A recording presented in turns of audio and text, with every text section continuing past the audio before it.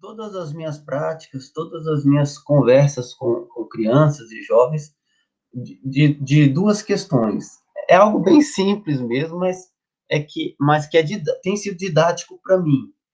Eu trabalho com eles assim. Eu falo que a gente tem que ter respeito e participação. Aí eu lembro eles o ano inteiro da questão do respeito e da participação.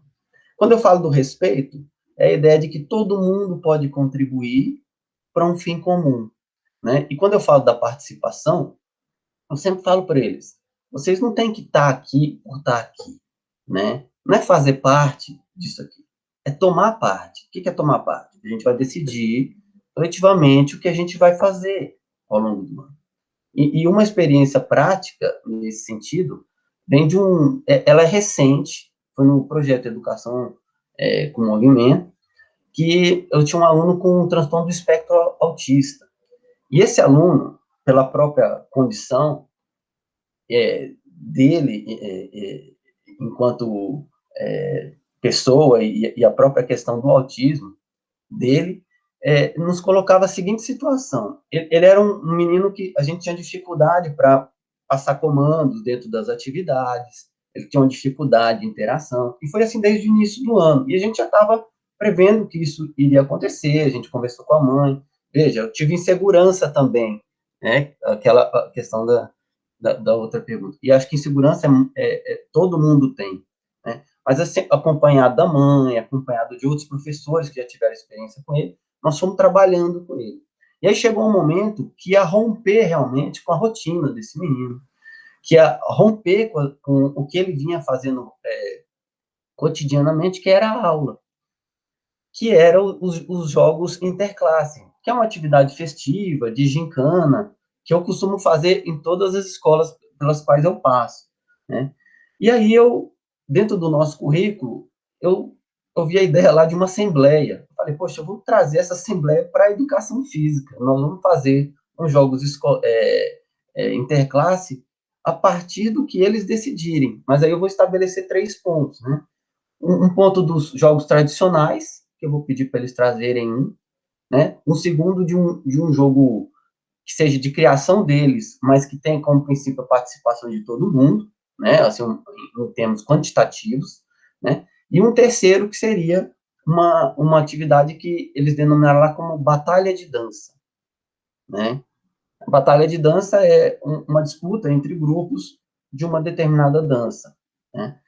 Enfim, eu estava muito seguro em relação a ele, por quê? Porque ia mudar tudo que ele já estava fazendo ali comigo. Para minha surpresa, desde o início dessa assembleia, onde eu coloquei, isso estou falando de crianças, tá? Às vezes o pessoal acha, pô, é no ensino médio? Não, não. Com crianças tinham o quê? 8, 9, 10 anos. Era essa a idade das crianças. Essas crianças, desde o começo, acolheram de tal maneira esse menino que ele conseguiu participar de rigorosamente tudo dentro do que foi proposto. Ele participou do futebol, né? Nós conseguimos alterar a regra de futebol para que ele pudesse participar. Veja, a questão da linguagem, a questão do outro, a questão do afeto, está tudo ali, né? Ele conseguiu participar da batalha de dança e ele dançou muito bem. Eu fiquei impressionado, foi uma coisa assim cativante. E da atividade em grupo, eles fizeram uma brincadeira tradicional, que é aquele pedra, papel e tesoura, que é um formato coletivo, que eu até me vi inspirado por outros colegas que fizeram e mostraram via WhatsApp.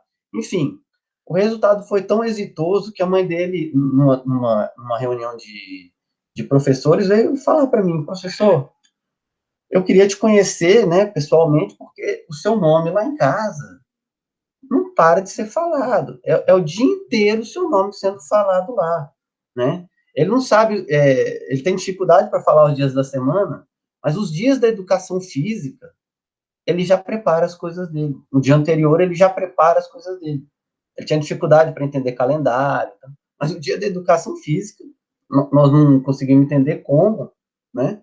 Ele já sabia antecipadamente, então ele preparava já o uniforme dele, tal, o André, né, que é meu nome. Então a gente ficou muito feliz com isso, e com a passagem para outro professor, eu fiz questão de passar essa experiência, e registrar essa experiência. Eu acho que é um ponto que nós, professores, na prática, falhamos, que é registro, é descrever aquilo que foi feito, né? Ler em voz alta para outro colega para ver se ele entendeu. E manter isso em arquivo, que isso é um documento para que a gente use em reunião, com pais, né? Até para que a gente lembre mesmo do que a gente fez, que dá muito certo para atividades posteriores. Né?